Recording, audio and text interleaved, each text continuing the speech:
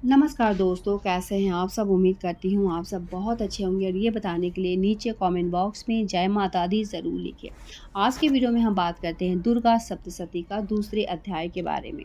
प्राचीन काल में देवताओं और असुरों में पूरे 100 वर्ष तक घोर युद्ध हुआ था और देवता इंद्र के देवता के नायक थे। इस युद्ध में देवताओं की सेना का परास्त हुआ था और इस प्रकार के संपूर्ण देवताओं को जीत महिषासुर इंद्र बन बैठे थे। युद्ध के पश्चात हारे हुए देवता प्रजापति की ब्रह्मा के साथ लेकर उस स्थान पर पहुंचे जहां की भगवान शंकर विराजमान थे। देवताओं ने अपनी हार की सारा वृतांत भगवान श्री विष्णु और शंकर जी से कहा। वह कहने लगे कि हे प्रभु, महिषासुर सूर्य, चंद्रमा, इंद्र, अग्नि, वायु, यम, वरुण तथा अन्य देवताओं के से सारा आधिपत्य छीनकर अपने खुद ही वो स्वयं वहाँ का महाराज बन बैठा है। उसने समस्त देवताओं को स्वर्ग से निकाल दिया है। वो मनुष्यों की तरह पृथ्वी पर विचर कर रहे हैं। दैत्यों की सारी करतूत हमने आपको सुना दी। अब आप ही इसकी फैसला कीजिए और क्या करना चाहिए और क्या नहीं करना चाहिए आप ही सोचिए। यानी आप उनके वध के बारे में ज़रूर सोचें कि किस तरीके से उन्हें हटाया जाए। देवताओं की बात सुनकर भगवान विष्णु और शंकर जी बहुत गुस्सा हुए। दैत्यों पे बहुत ज़्यादा वो क्रोधित हुए। उनकी भौं तन उठी और आंखें लाल हो गई। गुस्से से भरे हुए भगवान विष्णु के मुख से बड़ा भारी तेज निकला और उसी प्रकार उस तेज से भगवान शंकर, ब्रह्मा और इंद्र आदि दूसरे देवताओं के मुख से प्रकट हुआ। फिर वह सारा तेज एक साथ मिलकर एक तेज के पुंज में ऐसा दिखाई दिया कि जैसे कि वो जाजवंत मान पर्वत है। देवताओं ने देखा कि उस पर्वत की ज्वाला चारों ओर फैल गई थी और देवताओं के शरीर से प्रकट हुए तेज से किसी अन्य तेज की तुलना नहीं हो सकती थी। एक स्थान पर इकट्ठा होने पर वह तेज एक देवी के रूप में परिवर्तित हो गया और अपने प्रकाश से तीनों लोगों को व्याप्त होने लगा। वह भगवान शंकर का तेज था। उसने देवी के मुख पर प्रकट किया और यमराज के तेज से उसके सिर के बाल बने। भगवान विष्णु के तेज से उसकी भुजाएं बनी। चंद्रमा के तेज से दोनों स्तन और इंद्र के तेज से जंघा और पिंडली बनी। पृथ्वी के तेज से नितंब भाग बना और ब्रह्मांड के तेज से दोनों चरणों और सूर्य के तेज से उनकी उंगलियां पैदा हुई। वसुओं के तेज से हाथों की उंगली और कुबेर के तेज से नासिका बनी। प्रजापति के तेज से उनके दांतें और अग्नि के तेज से उनके नेत्र बने। संध्या के तेज से भौवें बनी और वायु के तेज से कान प्रकट हुए और इस प्रकार उस देवी को प्रादुर्भाव हुआ था। महिषासुर से पराजित देवता उस देवी को देखकर अत्यंत प्रसन्न हुए। भगवान शंकर ने अपने त्रिशूल में से एक त्रिशूल निकालकर उस देवी को दे दिया और भगवान विष्णु ने अपने चक्र में से एक चक्र निकालकर उस देवी को दिए। वरुण ने अपने चक्र में से एक चक्र निकालकर उस देवी को दिया। वरुण ने देवी को शंख भेंट किए। अग्नि ने उस देवी को शक्ति दी। वायु ने उसे धनुष और बाण दिए।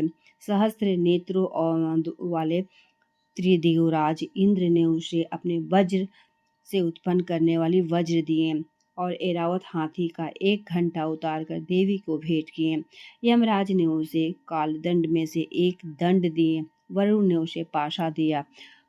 प्रजापति ने उस देवी को स्फटिक की माला दी और ब्रह्मा जी ने उसे कमंडलू दिया।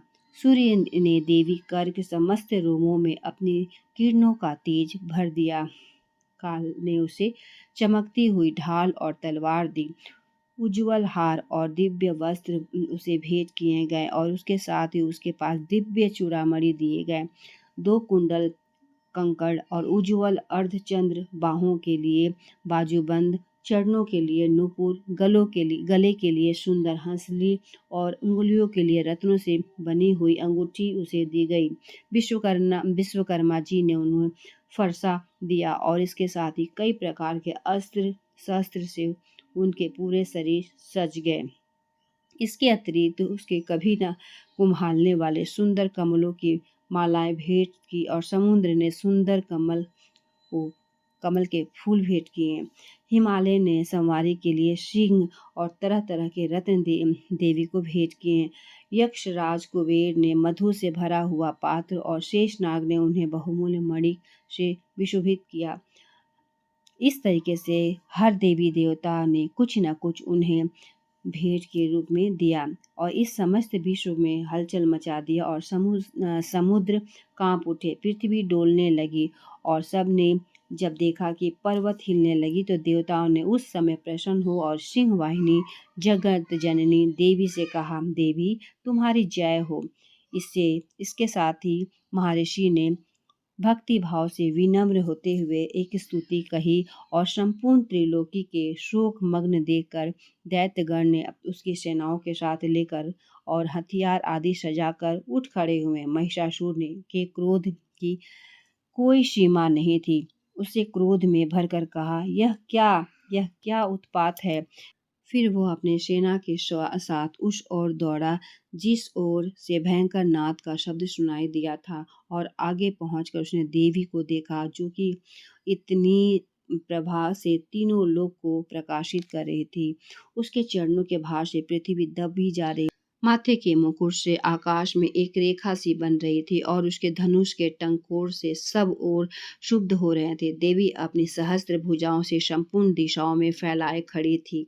इसके पश्चात उनका दैत्य के साथ युद्ध छिड़ गया और कई प्रकार से अस्त्र शस्त्र से सब के सब दिशाएं उद्घोषित होने लगी। महिषासुर की सेना का सेनापति चिक्षुक्ष नामक एक महान असुर था। वह आगे बढ़कर देवी के साथ युद्ध करने लगा और दूसरे दैत्य की चरुण ध्वनि सेना के साथ लेकर चमार से लड़ने लगे और 60,000 महारथियों के साथ लेकर उग्र नामक एक महादैत्य आकर युद्ध करने लगे और महामनु नामक असुर 1 करोड़ रथियों को लेकर अशीलोमा नामक असुर 5 करोड़ सैनिकों के साथ लेकर युद्ध करने लगा। वाशकल नामक असुर 8 लाख असुर के साथ युद्ध में डटा रहा और इस तरीके से देखा तो बहुत सारे असुर करोड़ों होने लगे। हाथियों और घोड़ों सहित वहां आकर देवी के साथ लड़ने लगे। सभी असुर तोमर, शक्ति, भूषल, खंगड़ों और फरसों पट्टियों के साथ रणभूमि देवी के साथ युद्ध करने लगे। कई शक्तियां फेंकने सब दैत्य अपनी तलवारों हाथों को लेकर देवी की ओर दौड़ने लगे और उन्हें मारने के लिए सब कोशिश करने लगे, मगर देवी ने क्रोध में भरकर खेल ही खेल में उन सब के शस्त्रों को काट दिया और इसके पश्चात ऋषियों और देवताओं ने देवी कक्की और स्तुति स्तंभ कर ली। वह प्रसन्न होकर असुर के शरीर पर अस्त्र शस्त्र की वर्षा करने लगी। देवी का वाहन भी क्रोध में भरकर दैत्य सेना में उस प्रकार से विचरने लगा जैसे कि वन में दावानल फैल रहा था। युद्ध करती हुई देवी ने क्रोध में भरकर जितने श्वासों को छोड़ा वह तुरंत ही सैकड़ों हजारों गढ़ के रूप में परिवर्तित हो गए। फर में खड़क और पट्टी इत्यादि शस्त्रों के साथ दैत्य के युद्ध करने लगे। देवी की शक्ति से बढ़े हुए वह गढ़ दैत्य का नाश करते हुए ढोल, शंख और मृदंग आदि बजा रहे थे। तदंतर देवी ने त्रिशूल, गदा, शक्ति, खड्ग इत्यादि से सहस्त्र असुरों को मार डाला।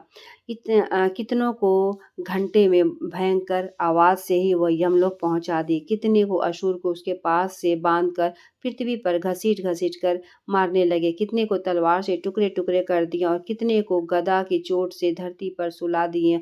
कई दैत्य मूसल के मारकर घायल होकर रक्त वहन करने लगे। कई शूल की छाती फट गए। कितनों के न जाने पृथ्वी लोक से गायब हो गए, पृथ्वी पर लेट गए और कितने का वार से कमर टूट गया।